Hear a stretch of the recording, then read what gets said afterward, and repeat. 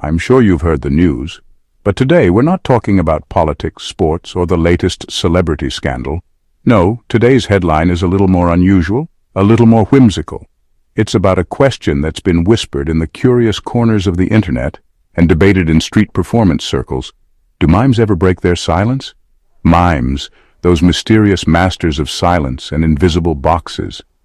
With their painted faces and exaggerated gestures, they've been captivating audiences for centuries, telling entire stories without uttering a single word.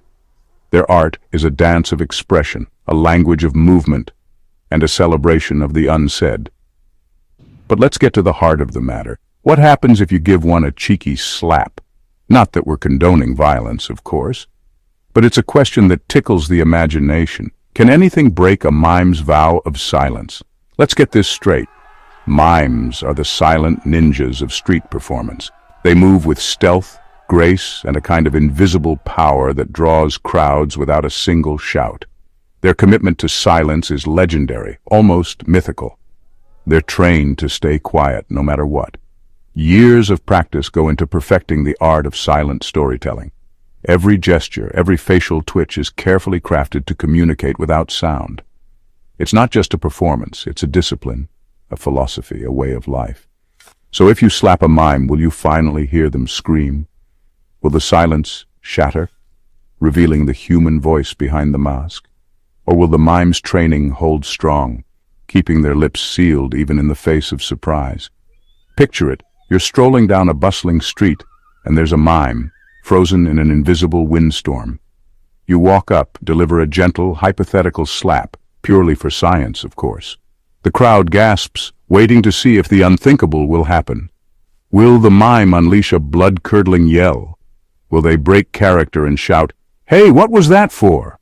Or will they stick to their silent guns, responding only with a dramatic pantomime of pain?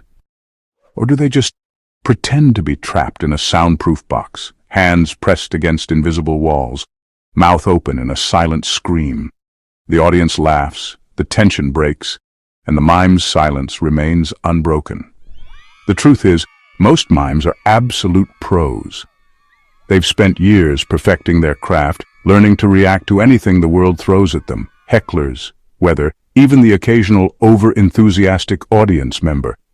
They'll mime the agony, clutch their face, stagger dramatically, maybe even shed an invisible tear, turning every surprise into a performance. Their reactions are bigger than life, but their voices remain silent, all without making a peep. Not a whisper, not a giggle, not even a muttered complaint. Their silence is their superpower, and they wield it with pride. It's like watching a silent film, but with more face paint and less Charlie Chaplin. Every movement is exaggerated, every emotion painted in broad strokes, so the audience never misses a beat, even without sound. But hey, mimes are human too.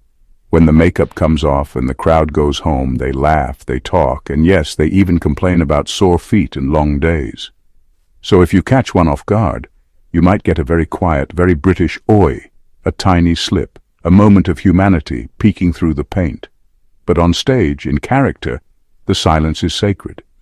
But the golden rule? Mimes stick to silence, no matter how cheeky the slap, no matter how tempting the moment. Their art is about restraint, about saying everything without saying a word. So next time you see a mime, give them applause, not a slap. Appreciate the skill, the discipline, and the centuries-old tradition they're keeping alive. After all, silence is golden, and so are good manners.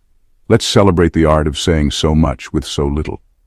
Next time you pass a mime, remember, behind that painted face is a performer dedicated to the magic of quiet, and that's something worth applauding.